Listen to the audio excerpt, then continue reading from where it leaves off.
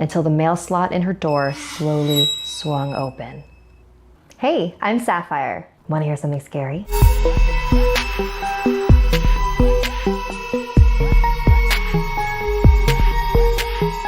And now we close this volume with a story from Megan in Scotland. Megan never believed in the paranormal until it begged for her attention. Megan and her boyfriend Mikey had just moved into a flat in Aberdeen, Scotland. It was small, but cozy. There were 2 large windows, one in the kitchen that faced the garden, and one in the bedroom that faced the street. They usually kept the blinds closed to hide their expensive musical equipment. One night, Mikey was attending a concert in Glasgow and wouldn't return home until 4 in the morning, leaving Megan all alone. After he left, she spent the night catching up on her favorite TV shows.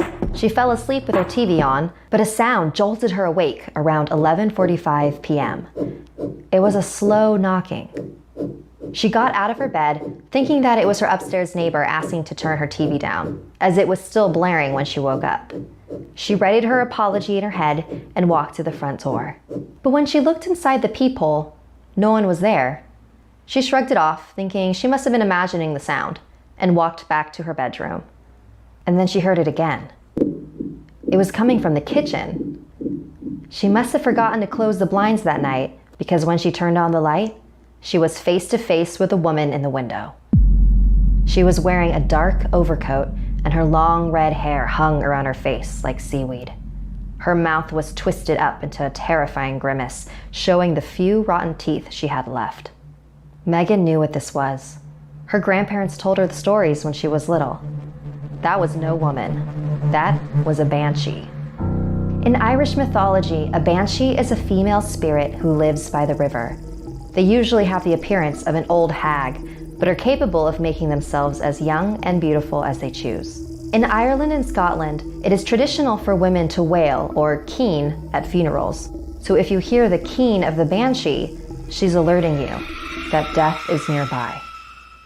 Let me in. The banshee croaked, her strained voice echoing in the walls. I've been hurt. But Megan didn't believe her. She was now tapping louder on the glass. I'm gonna get you some help. What kind of fucking woman are you? Megan ran to her bedroom and dialed the police. She sat on her bed, shaking and praying to every god she could think of. It was the most horrifying experience of her life.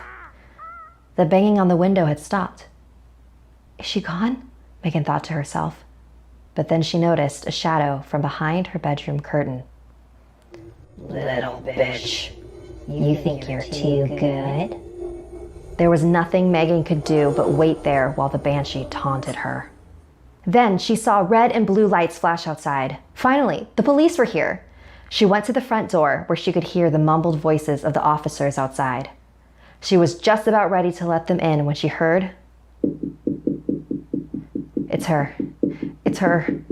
Megan didn't know what to do. She stood there, frozen in place, until the mail slot in her door slowly swung open. Miss, is everything all right? Megan told the police everything that happened and described the woman in detail. They thought she just might be a violent drunk, and so they told Megan that they would check the CCTV cameras in the area to see if they could find her and prevent her from harassing anyone else. Days later, Megan got a call from the officer. "So we checked the security cameras in your area, and yes, we did see a woman who matched your description. What was strange, though, was that she only appeared in the one camera, right outside your building. We couldn't see where she came from or went to. Like she vanished into thin air." For the next few days, Megan tried not to think about that night. Maybe it wasn't a banshee. Maybe it really was just a strung-out old lady.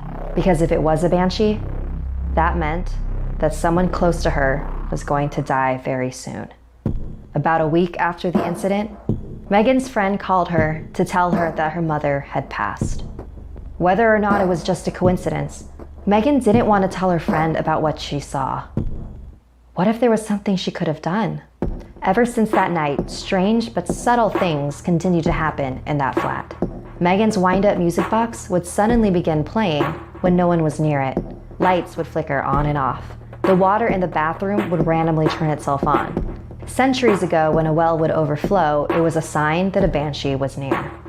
It didn't help that these things only happened when Megan was home alone. leading Mikey to believe that she had a wild imagination. And maybe that's exactly how the banshees want it to be. Have you or anyone you know had any run-ins with a banshee? Let me know in the comments. And a very special thank you to Megan Matheson for sharing this story with me. Like this video if it gave you the chills, and don't forget to subscribe to Snarled and our sister channels Hissyfit and Slaytrix. If you or anyone you know have a unique paranormal experience, message me on Instagram and I might feature your story. And if you dare to follow me, my links are in the description below. Until next time, sweet dreams.